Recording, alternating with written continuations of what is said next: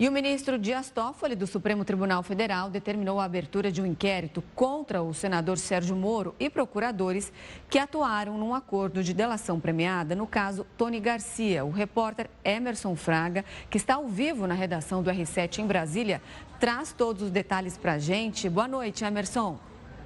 Boa noite, Renata. Boa noite a você que acompanha a Record News. Pois é, o ministro Dias Toffoli, lá do Supremo Tribunal Federal, determinou essa investigação aí sobre a conduta do ex-juiz e senador Sérgio Moro e também sobre os procuradores da República que atuaram no caso do consórcio Garibaldi, lá em 2004. Procurado pelo R7, o Moro disse que a defesa dele ainda não teve acesso aos autos. Mas do que se trata esse inquérito? É o seguinte, relatos de Tony Garcia dizem que ele teria supostamente atuado como colaborador infiltrado no meio político e empresarial para o então juiz Sérgio Moro e para esses procuradores aí que atuaram no caso. O senador disse que não houve qualquer irregularidade no processo, que já tem mais de 20 anos que os fatos foram fantasiados por Tony Garcia. A decisão está em sigilo, mas o R7 teve acesso e Toffoli disse que seguiu aí o entendimento da Procuradoria-Geral da República, que se manifestou a favor da abertura do inquérito. No documento, a PGR diz que Tony Garcia iniciou um relato, um depoimento, dizendo que a colaboração premiada firmada com o Ministério Público Federal foi um instrumento de chantagem. Disse que Sérgio Moro e os procuradores da República de Curitiba, nas palavras dele, tinham a intenção de se valer da rede de relações sociais dele para investigar políticos e autoridades aí, empresários de destaque. O empresário e ex-deputado estadual pelo estado do Paraná, Tony Garcia, tem dito que foi obrigado a gravar de forma ilegal, inclusive procuradores, a pedido de procuradores e de Moro, conversas com empresários e políticos, autoridades que não poderiam ser gravadas. Depois de ter firmado esse acordo de delação premiada lá em 2004. Em junho do ano passado, Toffoli determinou a suspensão dos processos que envolvem o empresário lá na Justiça Federal do Paraná. O ministro determinou também que fossem encaminhadas cópias de todos os processos que ele figure como parte ao STF. É isso, Renata.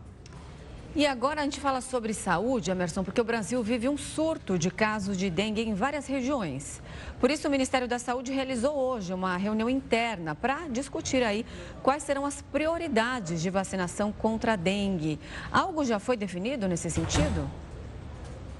Pois é, Renato, o Ministério, por enquanto, anunciou que a prioridade serão as crianças de 6 anos até os adolescentes de 16 anos, seguindo aí uma recomendação da Organização Mundial da Saúde, a OMS. A reunião aconteceu hoje, dia 15, foi uma reunião que reuniu técnicos da pasta, especialistas, gestores públicos, para discutir quais seriam as prioridades, tanto as idades quanto os locais. Diante dos surtos da doença em diversas regiões brasileiras e da limitação para a produção do imunizante em larga escala, a disputa pela dose é grande, viu? Vários municípios e estados já manifestaram interesse aí ao Ministério da Saúde, é claro. Vale lembrar que a vacina contra a dengue é uma inovação, foi colocada pelo SUS no Programa Nacional de Imunização no ano passado, foi o primeiro sistema de saúde público do mundo a colocar essa vacina aí no Programa Público de Imunização.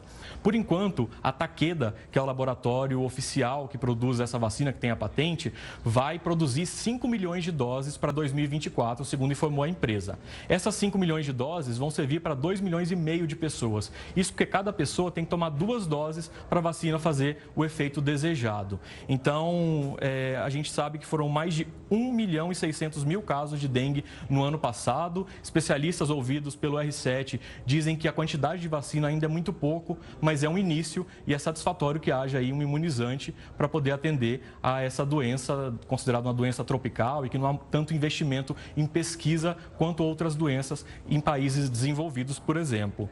A oferta para 2024 deve ser de 5 milhões de doses, então, que deve dar para essas 2,5 milhões de pessoas, e a entrega está prevista para começar em fevereiro, quando devem ser disponibilizadas 500 mil doses. A definição da estratégia completa deve ser divulgada, nas próximas semanas, e você confere tudo, é claro, lá no r7.com.